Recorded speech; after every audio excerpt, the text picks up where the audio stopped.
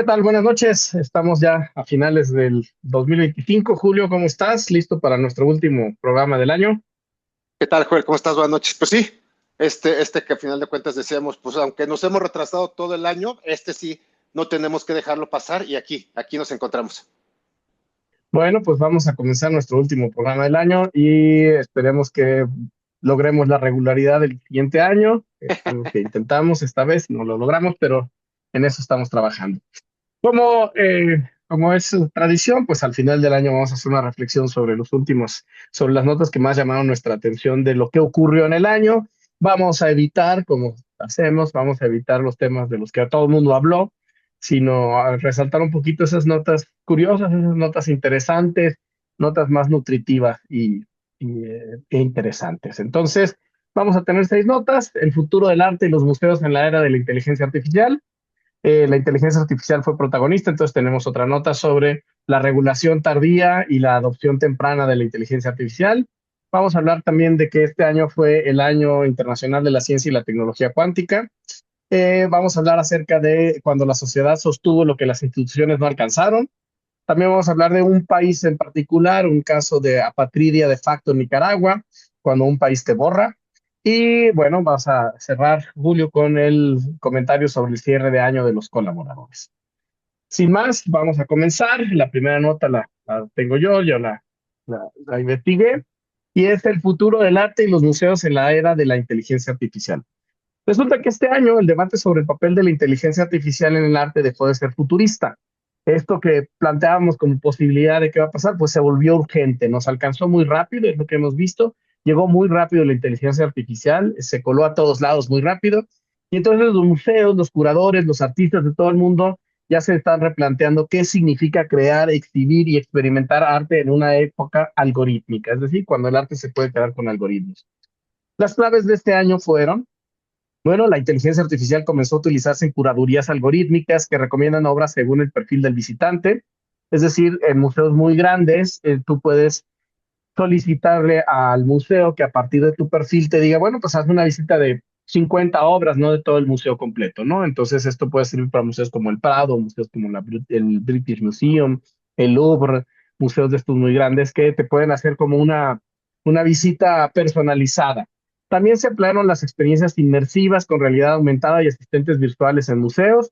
Hay ahora muchas exposiciones que son versiones inmersivas de artistas ya conocidos. El año pasado estuvo la de Van Gogh aquí en Aguascalientes, pero este año hubo muchas más de muchos artistas, experiencias cada vez más complejas con proyecciones en todos lados. Y bueno, ya no son las obras originales, sino recreaciones o ambientes inmersivos. Ahora hay museos que tienen secciones con lentes estos de realidad virtual donde puedes hacer visitas desde el cielo o cosas así. Creció el debate, obviamente, sobre la autoría y los derechos de obra creadas con IA generativa, algo de lo que tú también vas a hablar, la cuestión de la regulación de la IA, cuando alguien es autor y cuando no. Y bueno, artistas humanos incorporaron la inteligencia artificial como herramienta creativa, y aunque según lo que investigué yo no se estaba utilizando como reemplazo, es evidente que sí se está utilizando como reemplazo.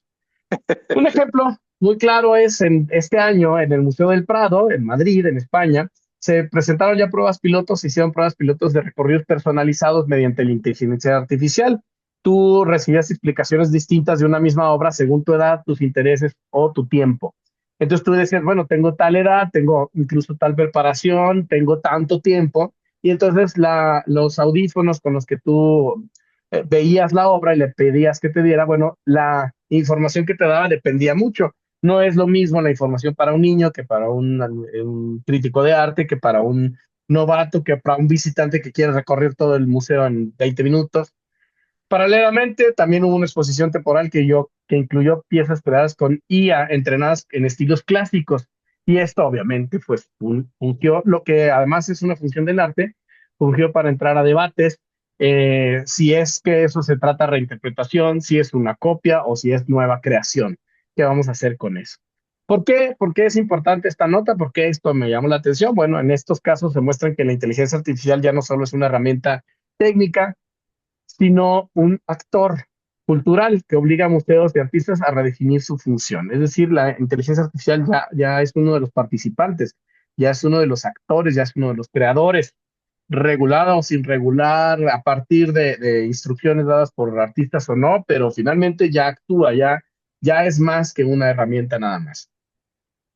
Y pues para reflexión, lo que se me ocurre para reflexión eh, con este tema es si una máquina puede, por ejemplo, reinterpretar a Velázquez, ¿dónde está el valor del arte? ¿Sí? Está en la técnica, está en la mirada humana. Y como último ejemplo de algo que ya ocurrió antes, que es un debate como renacido con esto de la IA, todos los debates ya existían. En una ciudad de Estados Unidos hay una réplica de la Acrópolis. Y entonces, en algún momento, Humberto Eco, semiólogo muy famoso, decía, a ver, vamos a jugar a que la réplica fuera exacta. Es una réplica idéntica de la Acrópolis y además no derrumbada, es decir, no desmantelada, no robada, no, como era originalmente. ¿A cuál vas a ir? ¿Vas a la réplica que está en una ciudad estadounidense o vas a ir a la Acrópolis griega que está derruida, le faltan piezas, pero que es la original? Y entonces, ¿dónde está el valor? Pues, ¿qué es lo que te conviene ver? ¿Qué es lo que es válido ver? La obra como fue creada, tal cual, es decir, vamos a hacer una escultura de estas que están rotas, una Venus de Milo, este, la hacemos como era originalmente y entonces preferimos ver esa o preferimos ver la obra que está mutilada, ¿no? Y entonces con la Acrópolis era eso, por eso, si tú quieres ver la Acrópolis como era la Acrópolis, pues ve a la réplica que está en Estados Unidos, ahí está completa, con todo. O el valor está en que es donde estaba la original, pero ya no estás viendo la pieza como fue creada. Entonces, ese debate que era para originalidad, para qué hacemos si hacemos una réplica idéntica, eres incapaz de distinguir tú, no, ni siquiera se hablaba de inteligencia artificial, sino, y si yo hago una réplica de una pirámide, pero hago una réplica idéntica de la Torre Eiffel y la pongo en Aguascalientes, ¿por qué es más válido ir a ver la de París que la de Aguascalientes? Son igualitas. Eso era parte del debate. Entonces ahora con la inteligencia artificial, pues revive el debate. ¿Cómo ves? Yo lo veo muy interesante. Yo creo que este es me quedaba pensando en esta última pregunta que hacías, pero me regreso rápidamente en el caso esto de la inteligencia artificial que va directamente a tratar de cubrir todas aquellas, como que la parte del ser humano, ¿no? Dependiendo de tu edad, dependiendo de tus gustos, cuando vas a un museo, efectivamente ir a un museo, el Objeto del Prado y todos estos, se vuelve complicado y maratónico, ¿no? Es decir, entras y uno quiere ver todo y vas corriendo, ¿no? Porque pues, no vas a alcanzar, o sea, el día no te da para estar y además es extremadamente cansado, ¿no? Quieres admirar una obra diciendo, pues te vas con lo que más o menos tienes como bagaje y te queda. Yo no sé, yo sería un cuanto terco de decir, no, a ver, yo voy a elegir, o sea, a mí no me digan qué tengo que ver y que si tengo 30 o 50 o 20, no, eso lo elijo yo. Ahí sí yo creo que esa es una de las partes interesantes de visitar un museo, de admirar una obra, de decir, bueno, a lo mejor esta no era algo que por sí misma estaba dentro de mi espectro, pero me llamó la atención y la vi. Entonces, eso es algo que yo sí creo que puede ser sugerencias de la IA, te puede llegar, pero sí creo que mientras no traslape esta parte de decir, esto ya no lo ves porque pues, no es para tu edad, tú que sabes que es para mi edad, ¿no? Esa sería un poquito mi reticencia al decir, sí, pero resulta que me va a decir a mí qué es lo que es, o sea, qué es lo que debería de ver a partir de mis intereses. Entiendo que es un poco la parte de filtrar, que sea esta parte que se ha aprovechado. Pero ahí es donde creo que la tontería humana sigue siendo, no, a mí no me digas, aunque me siento mero, no, así no, a mí no me digas, pero yo voy a hacer esto, ¿no? Y en esta parte, en la pregunta, yo sí creo que se vuelve muy interesante en que creo que nos deberíamos, o por lo menos pensarlo a nivel individual, que siempre es válido tener las dos partes. No tenemos por qué hacer dividir, si tengo la oportunidad de verlo totalmente como era antes, una réplica exacta de cómo era antes y saber que eso es una réplica y no pasa nada y así lo veía, pero sí también como que esta parte de la mirada humana de decir, pues así acabó, o sea, en este tiempo, en este momento, que es donde estoy viviendo yo, está esto. Entonces, yo creo que no, y eso creo que lo dijimos a lo largo del año, no se trata de irnos con uno con otro. Yo creo que se puede aprovechar las dos partes sin ser puristas, de decir, pues es inteligencia artificial, pues si lo hizo, no lo voy a ver. No, yo creo que pues, para eso está, pues para eso la creamos, por ser yo ser humano, no porque yo la haya creado, pero pues para eso se creó, ¿no? Con la intención de tener una herramienta que permita facilitar, a final de cuentas, todo aquello que va dentro del ser humano y de su cultura, ¿no? Entonces, yo se me iría a decir, bueno, pues valoro la técnica y la mirada humana, le doy el justo valor a cada una de las cosas y mientras no acabemos diciendo, ay, ya no me importa las ruinas que tenemos ahorita, prefiero regresarme a la réplica exacta. Ahí es donde yo diría, híjole, nos va a acabar ganando la inteligencia artificial diciendo que la parte cultural, esta parte de la herencia, esta parte de todo lo que se hizo y que llegó en esto a nuestros tiempos, definitivamente lo dejamos de lado y ya nos interesó más conocer cómo es que era y eso sobre lo que me quedo. Yo ahí es lo único, tomo los dos, yo creo que vale la pena los dos y complementas una parte con la otra. Sí, sí, sí, pero bueno, pues son temas para reflexionar. A ver, Julio, entonces, inteligencia artificial, seguimos en el tema, regulación tarde, adopción temprano, esa nota es tuya, cuéntanos. Sí, mira, creo que esta parte a mí lo particular me significó mucho la inteligencia artificial con todos estos, las herramientas, ChatGPT, todo lo que existe, revisión, no sé, fue una herramienta que a lo mejor yo al principio era muy reticente, decir, no, pues no se usa y que nunca la voy a usar. Yo creo que ahora, después de un año y como lo maneja la nota, pues la inteligencia artificial no llegó en 2025, ¿no? Lo que pasó es que este año dejó de ser una promesa y se volvió una rutina.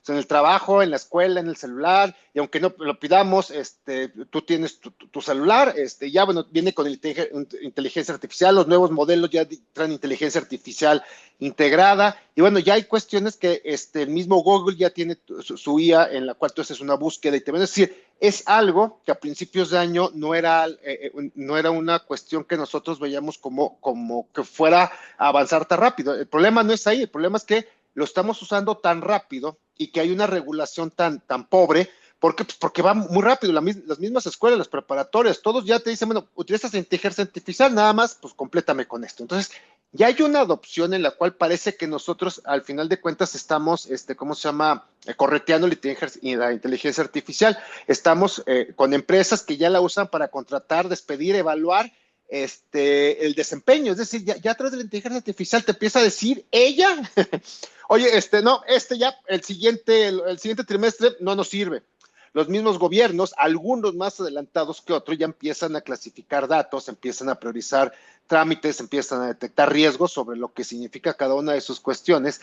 Las personas, pues ya cada vez la escritura, el estudio, la programación, la creación de imágenes, y la toma de decisiones, pues no hemos escuchado a lo largo de todo el año la cantidad de personas que ya se recetan, ya tienen un psicólogo con la IA, es decir, está creciendo y sí creo que no hay una regulación de decir, a ver, sí puedes tomar como referencia, pero no te puedes medicar, no lo puedes decir, oye, me duele la cabeza y tengo estos síntomas que tengo, tómate esto y automáticamente se lo toman, ¿no? La parte psicológica, o sea, sobre todo ahorita con el tema de la salud mental.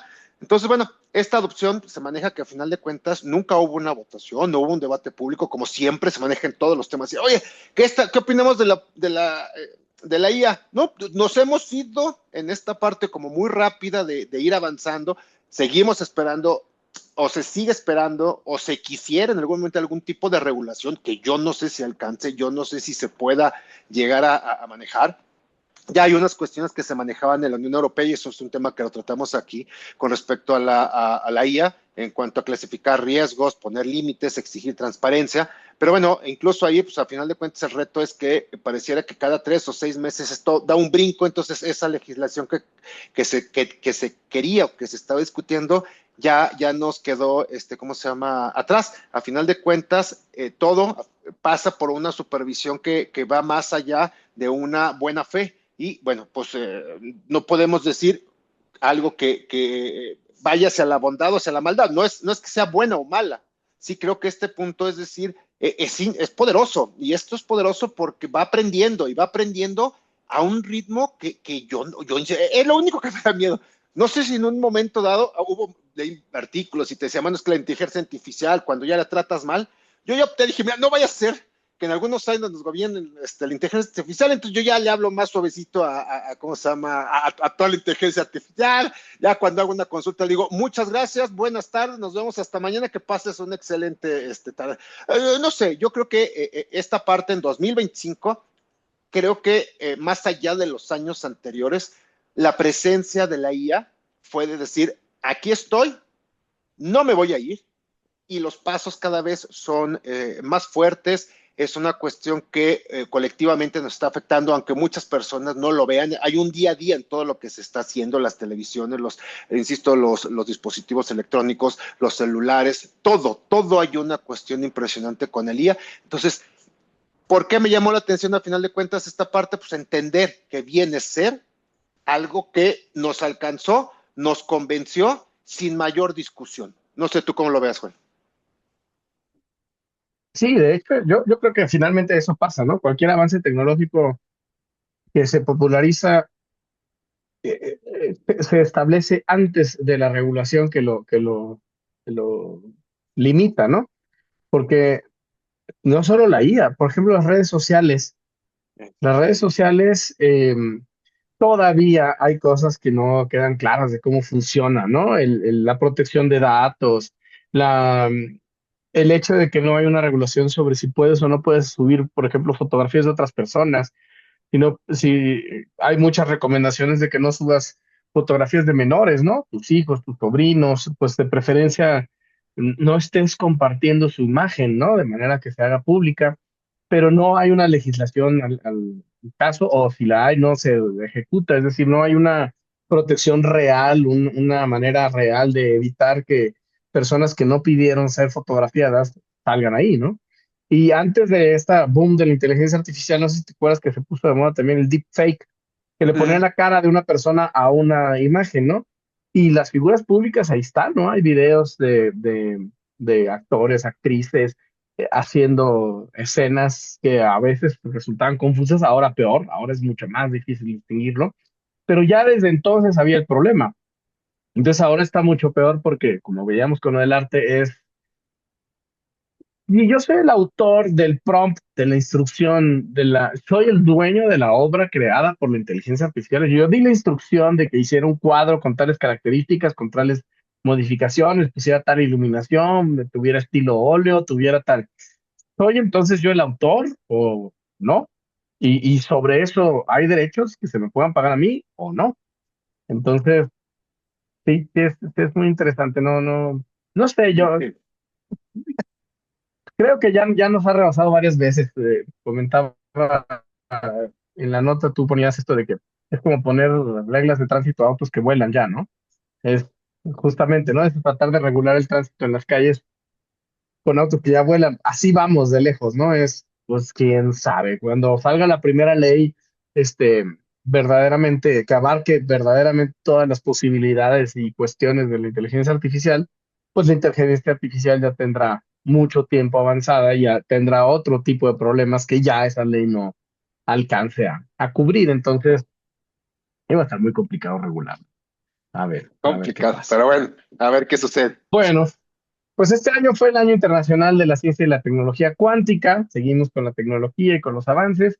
En enero de 2025, la ONU declaró oficialmente este año, termina como el Año Internacional de la Ciencia y la Tecnología Cuántica, con lo que se marcó un hito en la transición de esta disciplina de laboratorio al mundo real. Durante mucho tiempo se especuló con la posibilidad de elaborar y hacer computadores que trabajaran con cuestiones cuánticas, lo cual posibilita mucha mayor velocidad, mucha mayor capacidad de una computadora y vuelve muy pequeñas las computadoras actuales, no para todo, es decir, las supercomputadoras actuales y las computadoras actuales tienen muchísimas utilidades, pero hay ciertas áreas de investigación y ciertas áreas de la ciencia a las que no se podía llegar si no era con la computación cuántica. Entonces ya se empezaron a probar aplicaciones prácticas en industria y ciencia, es decir, ya se empezó a utilizar para algo, no solo como una especulación y una posibilidad.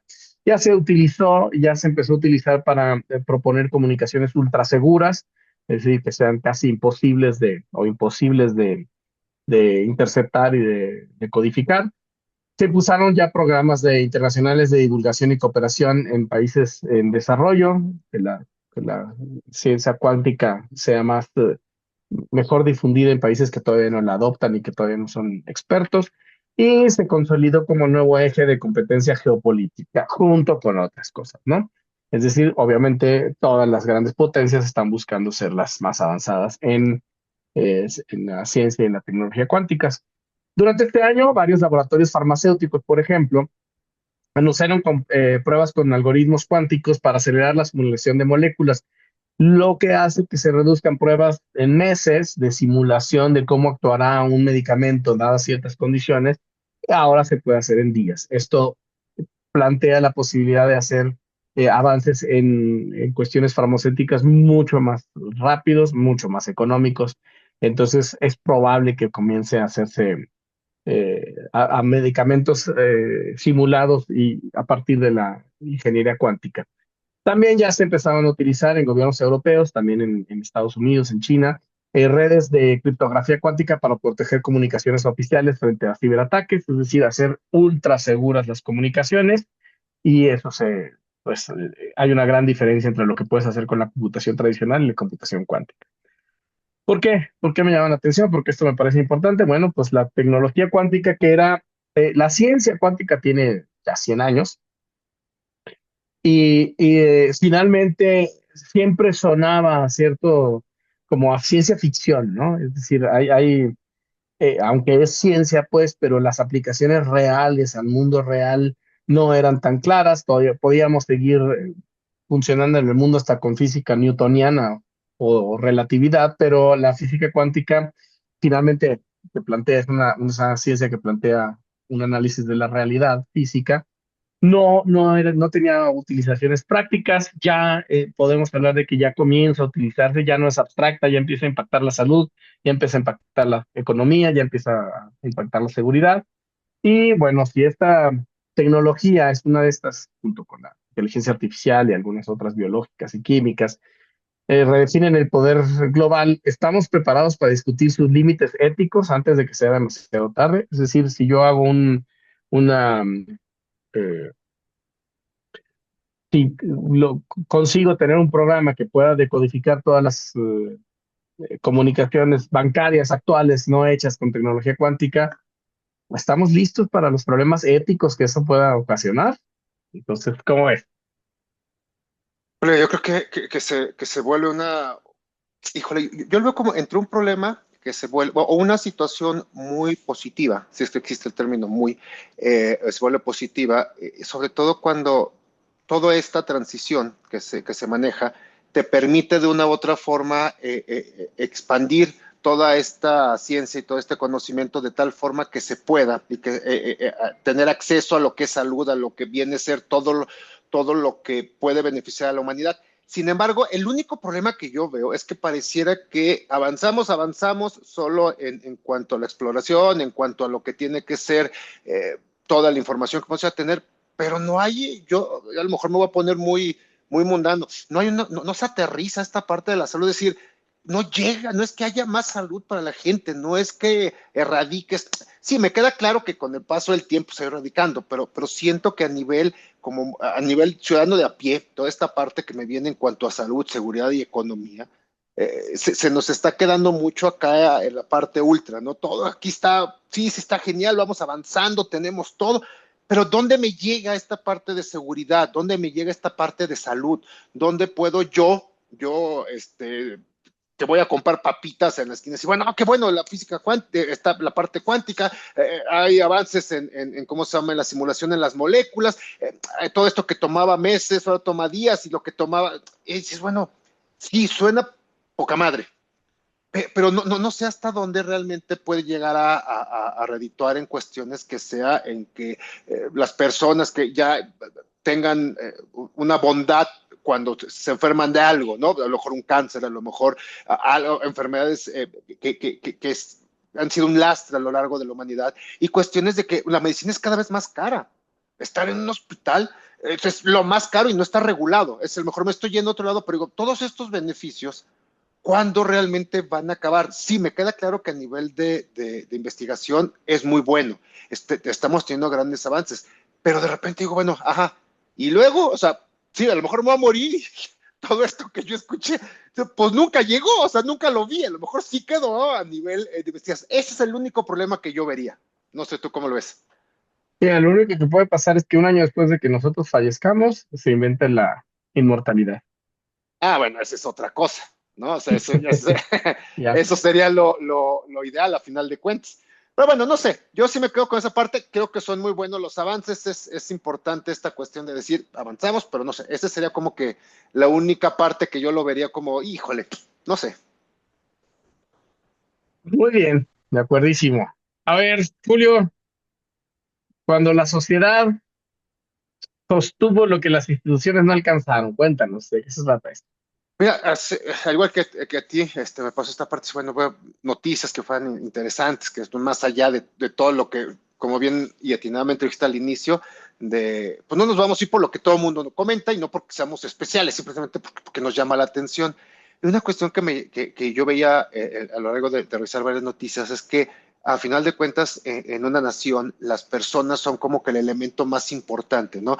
Y bueno, me puedo ir a mi base navideña y decir la fraternidad, pues sí, yo sí creo que en la sociedad, a final de cuentas, sí seguimos funcionando porque las personas, aún que de repente tenemos estas ideas ideológicas, estas tendencias ideológicas, o nos vamos a una izquierda, una derecha, un centro, no dejamos de ser personas cuando no estamos dentro de un sistema, cuando no pertenecemos al gobierno y entendemos que ante situaciones que suceden en nuestro país, recordemos los incendios, las lluvias intensas, estas cuestiones de inundaciones que pusieron a prueba en muchas regiones, la migración, este problema de migración que estaban regresando. Y bueno, a final de cuentas, los gobiernos, todos los gobiernos, izquierda, todos, no me importa, siempre fue sí, vamos a ver, bueno, depende, y vamos a darte el apoyo, pero te pones el parche blanco. Dices, bueno. Y a fin de cuentas, la mayoría de las personas optaron por esta cuestión de decir, pues somos personas y todos nos vamos a ayudar.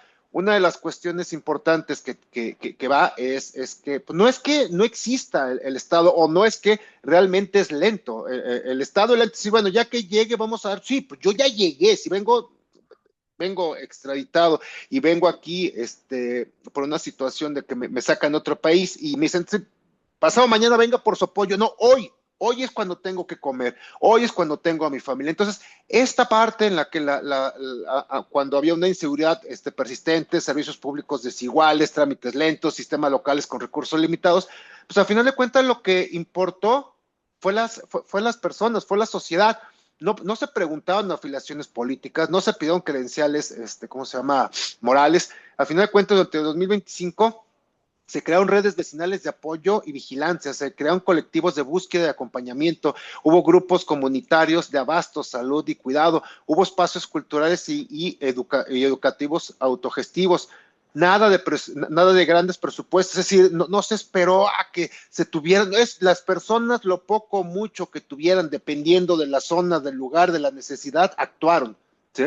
Yo creo que esta parte no se demuestra que esta cuestión de tener una estructura súper compleja para llegar a ayudar, hay que corretear al diputado para ver si te da 5,000, pues óyeme, pues es tu obligación, o sea, tienen diputados, senadores, ya sea a nivel local, la gobernadora, el gobernador, pues, todos tienen su posición, pero tienen que hacer primero un evento para hacer la entrega de las tarjetas. Oye, la gente lo que necesita es ya. Y creo que todos a nivel sociedad, de repente a lo mejor una moneda, de repente dar comida, de repente tratar de apoyarnos. Y creo que a final de cuentas esto hace una vez que México en 2025 sea un país de mexicanos, no de gobernantes, sea un país de ciudadanos, no de partidos políticos, sea un país de gente consciente y no de presidentes que quieren perdurar, ya sea desde hace una década, 2 décadas. Estos problemas los hemos tenido durante décadas, es decir, no es algo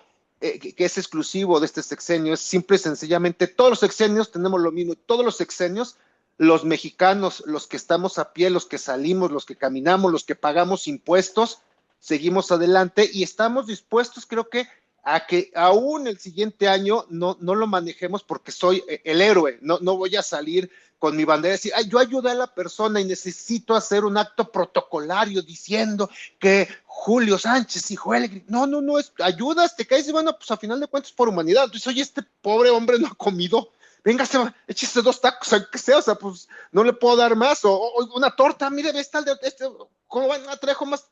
Se busca la forma a final de cuentas y creo que aunque la fraternidad no resolvió todo, sí creo que evitó una parte de un colapso y yo creo que en estos momentos, en esta situación, con este gobierno federal, nacional, estatal, municipal, local, con todas las carencias, con toda esta gente que se cree que hay que estarle pidiendo, los ciudadanos de a pie hemos salido otra vez adelante por nuestro país y por nuestros ciudadanos. Entonces, sí creo que esta parte de reconocer a todos los mexicanos su gran trabajo, su labor, su fraternidad, el que seamos mexicanos sí creo que hace una diferencia y sin utilizar ese falso patriotismo que ahorita muchos gobernantes lo utilizan, sí, cada vez que decimos, híjole, ahí vamos otra vez, tenemos problemas, salimos adelante, ¿no? Entonces, es una nota que me llamó la atención porque efectivamente los mexicanos otra vez logramos sacar a nuestro país un año más.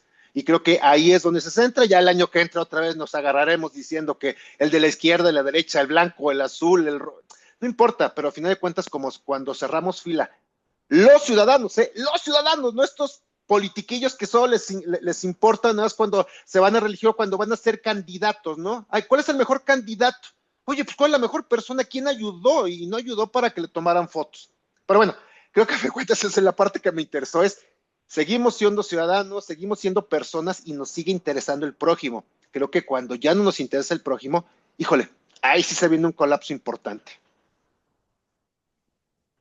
Sí, estoy completamente de acuerdo contigo y fíjate, ahorita escuchándote me acordé de algo que me llamaba la atención, que son ese tipo de pues, reclamos, ¿no? Finalmente somos república y se inventaron muchas de las repúblicas y mucho del gobierno estilo no monárquico se inventó justamente porque hubo un momento en el que pues, esta idea de que el poder era designado por Dios y había familias y el poder se heredaba de familia, ¿no? Y los hijos, pues empezó a ser como poco congruente, ¿no? Con la realidad. Y pues en parte el ser una república era intentar que, pues no, o sea, el gobierno proviene de un ciudadano, ¿no? El gobernante es un ciudadano que deja de ser ciudadano común para ser gobernante y luego regresa a ser. Pero a mí siempre me ha llamado la atención que los hoteles, por ejemplo, tengan la habitación gobernador o la habitación presidencial, ¿no? A ver, eso es justamente lo que no íbamos a hacer, ¿no? O Lo que sea, se en las evitaría. habitaciones reales, ¿no? Bueno, pues de donde estaba el rey o el emperador. Pero tú vas y entonces la habitación más elegante de un hotel es la habitación presidencial o la habitación gobernador, ¿no? ¿Por qué? ¿Por qué los tratamos nuevamente solo porque les toca ser los gobernantes? ¿Por qué tenemos que tratarlos como gente superior, no? Y entonces hay que hacer especiales y hay que darles un trato especial. No, justamente, pues nos hubiéramos quedado con reyes entonces, porque ahí por lo menos había una mitología que nos hacía sentirse superiores, ¿no? Pero no, caemos en lo mismo, ¿no?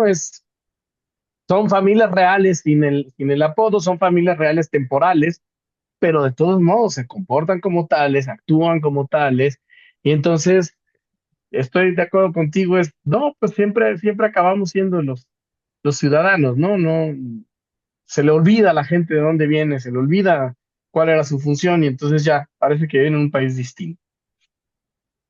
Pues Ah, bueno, continuamos. Hay muchas notas oh, internacionales este año, hay muchas notas, pasaron muchas cosas, y seguramente muchos noticiarios y muchos lugares están hablando de ello. Pero hay algo que pasó y que está pasando en Nicaragua que a mí me llamó la atención. La nota se llama apatridia de facto en Nicaragua, cuando un país te borra. La apatridia es no tener patria, ¿no? Es el hecho de no tener patria. En 2025 se consolidó una tendencia, y desde mi punto de vista es muy alarmante en Nicaragua. Personas que salen del país, que salen de su país hacia el extranjero y ya no pueden regresar a su país porque perdieron su nacionalidad. El país les retira la nacionalidad. Este año, por ejemplo, más de 450 personas han sido oficialmente desnacionalizadas. Eh, tiene varios años, de 2023 han desnacionalizado personas. Este fenómeno se extendió más allá de los opositores, es decir, de los problemas políticos, ¿no? Esto de las camisetas políticas, sino que al parecer hay ciudadanos que no tienen militancia, que no son propiamente activos políticamente y que también fueron desnacionalizados. Varios organismos internacionales califican esto como una violación grave de los derechos humanos, porque la apatridia, el ser apátrida, implica perder identidad legal, derechos civiles y protección del Estado. Imagínate, no tienes país, entonces no hay un Estado que te proteja. No tienes el respaldo de un Estado débil, fuerte, grande o chico, pero finalmente, pues tu pasaporte implica un cierto número de derechos, la posibilidad de atender a una embajada, a un consulado. Pues no, en 2025 se documentaron varios casos de nicaragüenses que viajaron por trabajo, por estudios, y cuando intentaron regresar a su país, fueron informados informalmente, así les avisaron, de que no podían ingresar. No había notificación judicial, no había documento oficial, y entonces varias personas se quedaron en países terceros, donde estaban de visita, donde estaban estudiando, pero además sin un pasaporte válido y no hay posibilidades de regularizar su situación migratoria porque ¿Cómo? justamente, pues yo llego con mi pasaporte mexicano y intento ser afgano, bueno, hay un trámite que se hace para que un mexicano pueda ser afgano, pero si no tienes nación, si no tienes país, pues no tienes identidad, por lo menos legalmente, y entonces eso pues, está ocurriendo. ¿Por qué importa? Bueno, pues que estos casos concretos muestran que la apatridia no es una abstracción jurídica, es algo que te puede pasar, en un país está pasando, y es una experiencia sumamente desgarradora, ¿no? Imagínate, te desarraigan forzadamente, ya no eres mexicano, ya no eres nicaragüense, y te deja además vulnerable en extremo, es que ni siquiera eres, ¿cómo diría? Ni No es siquiera eres nada. un migrante ilegal, Nada. o sea, quedas en un limbo, porque si yo voy con mi pasaporte mexicano a otro país y allá me pongo a trabajar ilegalmente, finalmente de todos modos tengo ciertos derechos y el consulado actúa. Incluso si yo hago algo incorrecto, el consulado me brinda asesoría legal, perdón, me brinda asesoría, me brinda opciones y si por alguna razón el país de allá no me quiere, pues regreso a mi país, ¿no? Ya me regresan a mi país. Pero en este caso ni siquiera te puedes regularizar, ni siquiera puedes recibir el apoyo de tu país de origen y mucho menos del país en el que estás. Entonces, eso es terrible. Lo que debemos pensar es, bueno, ¿qué pasa cuando los estados te quitan la nacionalidad sin explicarte? ¿Dónde quedamos o dónde quedan las personas a las que les está pasando? Esto, por supuesto, no sale en las primeras planas, pero es algo pues digno de considerar. Imagínate el castigo de ser borrado no tienes acta de nacimiento ya, no tienes pasaporte, no tienes seguro social, no tienes país y estás además en otro lado. No, híjole, ¿Cómo ves? yo creo que va de la mano con lo que te decías hace un momento de la nota anterior. Yo creo que esto tiene que ver cuando llegan al poder personas con un problema, no le encuentro otra razón, un problema mental en el que creen que de punto y plumazo pueden borrar o pueden decidir sobre la vida de otras personas. Esto es prácticamente sacarte del mapa y decir, ¿dónde estás en el limbo? Me recuerda la película de La Terminal, ¿no? Con Saborsky o Saborsky, ¿no?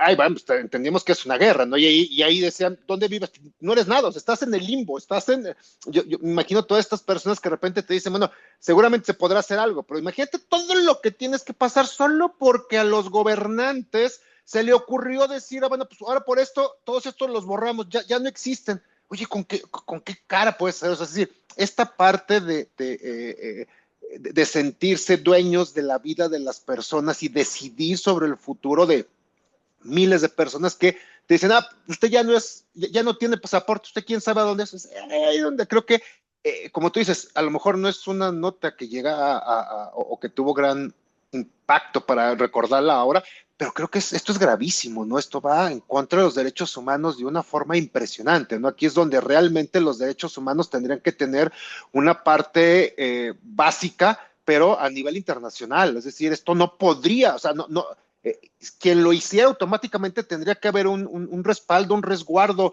un protocolo para decir, no lo puedes hacer, ¿eh? O sea, hazle como tú quieras, pero tú no lo puedes hacer.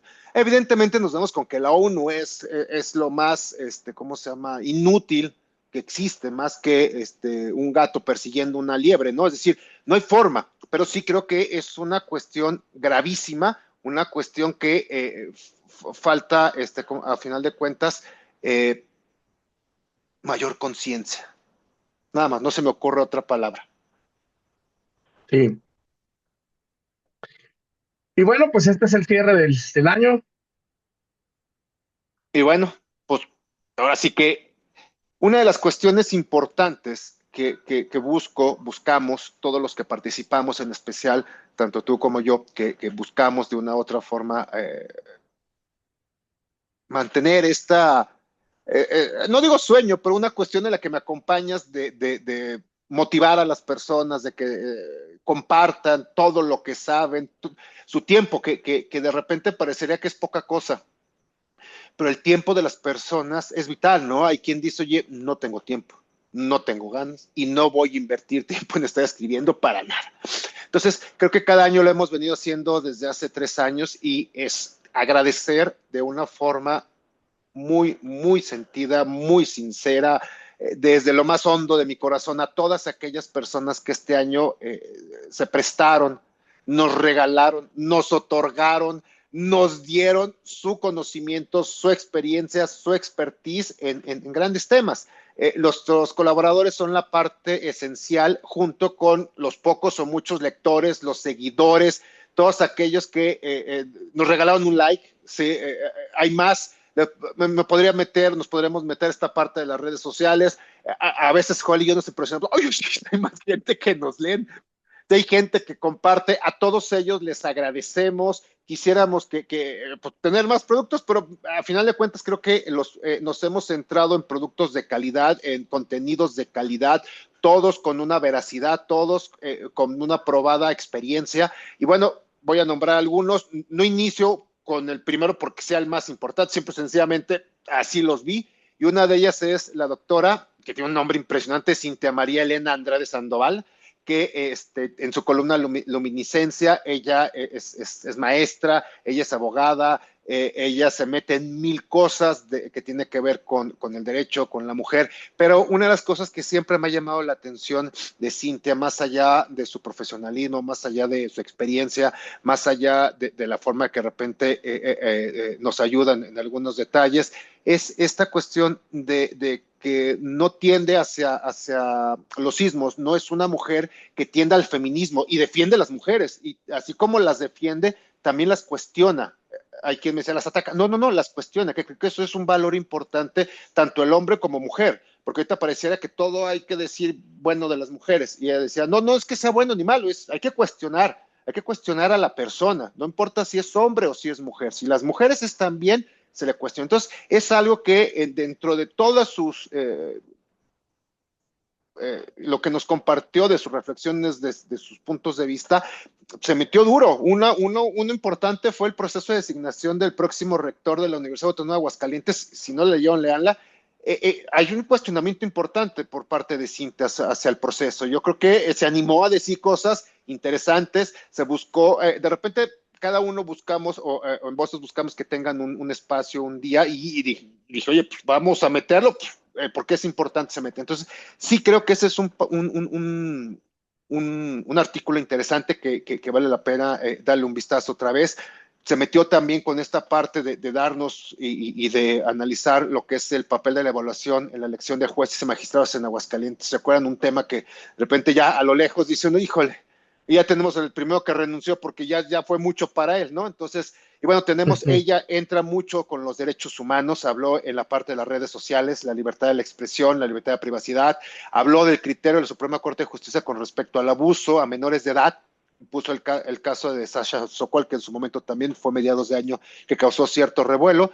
un tema que poca gente se mete a hablar, que es los derechos de la comunidad transexual. Este elemento de los transexuales sí es muy raro que en Aguascalientes se toque. Tenemos para muchos ahí es un tabú seguir hablando de transexuales, de las personas LGTB más, etcétera, y habla de esta parte en la lucha, la dignidad, la igualdad, el reconocimiento. Entonces, yo creo que todas esas son algunas de las que tiene, pero son muchas, cada 15 días, sin problema nos estuvo mandando. Entonces, pues un agradecimiento, Cintia, gracias por todo, y bueno, me dijo que el siguiente año seguimos contando con ella. Entonces, sí creo que es un gran avance. Otra mujer importante, Michelle Castillo Merino, con su columna Apuntes de Pizarrón. Ella es una mujer con mucho conocimiento sobre la estadística, maneja bases de datos, es una mujer que con una experiencia importante a una edad no tan avanzada, pero entra mucho en el dato y no solo no lo maneja a una cuestión abstracta, ¿no? El dato por sí solo, el 90%, el 10%, los 4,000, no, entra a una cuestión de tratar de desmenuzarlo. Uno de sus columnas, uno de sus artículos es entre el dato fue y su importancia, es decir, el dato por sí mismo no es que sea bonito, hay datos que pareciera que no vale la pena ver, pero entonces ella nos explica de qué forma entra el dato, por qué es importante. Se metió a una cuestión que fue un revuelo a final de año, que es los homicidios 2024, un repunte de un repunte y probabilidad, es decir, hubo una cuestión que los mismos gobiernos no aceptaron, unos lo vincularon hacia un lado. Ella nos da una explicación un poco de qué se trata, cómo se maneja, cómo entra.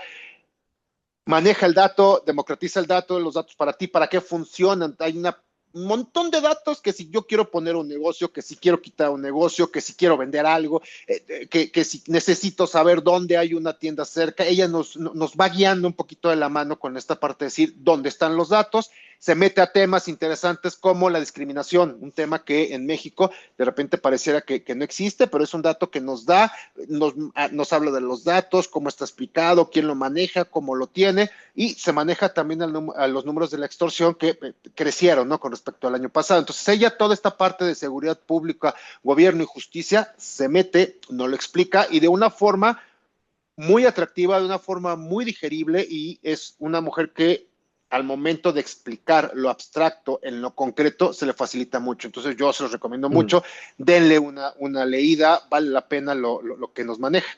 Y bueno, seguimos con las mujeres. Y ojo, una cuestión interesante que a veces me decían, oye, ¿por qué tú metes cuota de género? Y dije, no, yo invito igual hombres que mujeres. Joel invita a hombres y mujeres. Nos ha tocado que tenemos compañeras que participan, pero no es porque nos vayamos con la moda de que hay las mujeres.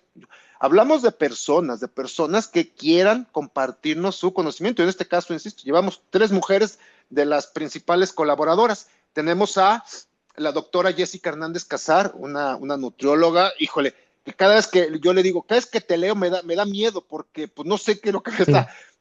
Que es, por ejemplo, uno de los que me llamaba la atención es el peso no lo es todo, ¿no? Porque decía, bueno, ese me llamó mucho la atención, porque pues, el que estés delgado no significa que estás sano, ¿eh? Y el que estés lleno, gordo, bueno, tampoco pasa nada, tampoco significa que estás enfermo. O sea, sí es esta parte de decir, ojo, el peso es una parte más estética, pero el peso tiene que ver con un montón de cosas. Entonces es un artículo interesante. Otro, la parte de los carbohidratos, que bueno, para empezar, ¿qué es un carbohidrato? ¿Cuántos tipos hay? ¿Qué beneficios tiene?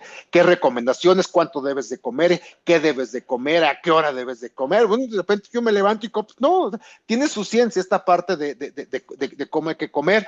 Que también me llamó mucho la atención, ahorita que está muy de moda, que es el ayuno intermitente. Es decir, bueno, ojo, hay que tener cuidado, tiene riesgos, es decir, porque de repente vemos noticias, sketch, TikToks, todo sí que es lo máximo. No, hay que tener mucho cuidado, porque si no conoces tu cuerpo, si no sabes si tienes algún problema médico, te puedes desvivir. Entonces sí es muy interesante esta parte de cómo es que viene manejando la salud. Otro elemento es el de el agua, como un elemento vital en la salud. Yo conozco personas que no toman agua. Yo ya casi les digo, oiga, lean esto, o sea, si es algo que no puedes vivir sin agua. Y de ahí te vas con un montón de cosas que la doctora Hernández nos pone, nos ha puesto algunas recetas. Ella misma tiene una página donde ayuda, o sea, viene esta parte que se llama Plan B, que la encuentran en Instagram. Y bueno, es una persona que además prepara la comida y no como señora que vende gorditas, y no que esté mal quien venda gorditas, sino que busca tener una dieta de acuerdo a tus necesidades. Esta parte en la cual, a final de cuentas, nos deja una situación en la cual nos permite a todos comer mejor, ¿no? Entonces, si viene una situación en la que viene muy, muy bueno, yo les recomiendo que se den una, ¿cómo se llama? Una leída en la parte de lo que tiene que ver con la salud. Muy buena, ella entró, la invitamos a casi mediados de año, se le complica, todo el mundo ya me andan mandando, pero insisto, muy bueno lo que tiene, un gran baluarte que tenemos en cuanto a lo que tiene que ver con filosofía, con Marx, con todo ese licenciado Jorge Barona Rodríguez, en el sentido de que, bueno, pues, ¿qué les puedo decir de? O sea, a final de cuentas es una persona en Aguascalientes, en San Luis Potosí, en muchos lugares, con un baluarte, nos mete la filosofía de una forma yo lo hablo ligero y quien dice que es un poco pesado, pero lo siguen leyendo, que es una parte interesante. Son las personas que desde que nos ha apoyado el licenciado, a veces se nos queda y dice, no, ya hemos licenciado, aunque de repente nos dicen que es un poco pesado, le siguen leyendo, ¿no? Entonces sí creo que esta parte en la que nos mete a Hegel, a Marx, todos los grandes filósofos y nos lo deja en un documento, creo que es muy interesante. Será más complejo que llegue a sus oídos, pero también un agradecimiento especial. ¿Por qué? Porque también le da nombre. Tener a alguien como el licenciado Jorge Barona Rodríguez en nuestra lengua, pues es alguien que reviste solo por el simple hecho de escribir una vez, ¿no? Entonces, es alguien muy querido para nosotros. Y por último, y no menos especial, pues Joel. De repente me dirán, no, es que Joel a veces escribe, a veces no. Pues es que no es que pueda o no Ya, ya pueda. voy a escribir, ya voy a escribir. Eh, Ya, él, ya, ya, él sí.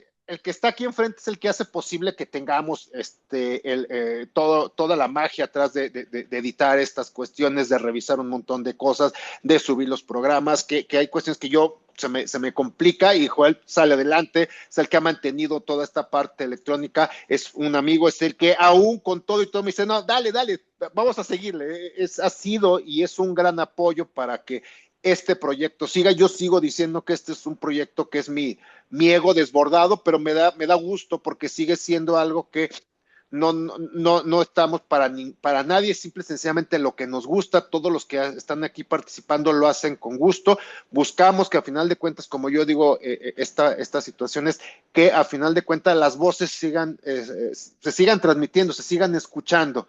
Entonces, pues Joel, muchas gracias, ya que estás aquí, una parte importante, un gran apoyo, y ya no me extiendo, les agradezco a todos de todo corazón, a nuestros colaboradores, mil gracias por su tiempo, mil gracias por su conocimiento, mil gracias por todo lo que han aportado, por esas noches que de repente me dicen, te lo mando mañana temprano, todo, se los reconozco, se los agradezco y pues solo les puedo mandar un abrazote y todos me dijeron que para 2026 seguían aquí, entonces pues muchas gracias y por último también a todos los que nos han seguido. Hay una persona que siempre se llama Gaby, es una mujer que siempre nos comparte, siempre está.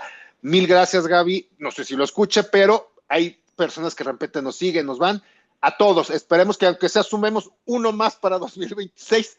Y bueno, pues les deseamos un feliz año, disfruten, quién sabe cómo viene el 2026, pero bueno, como venga, pues habrá voces para poder decir lo que se piensa. Adelante, Joel. Pues muchísimas gracias, Julio. Tú eres el creador y el principal organizador de esto. Sin ti no sería posible. Te lo agradecemos muchísimo a todos como colaboradores y como lectores.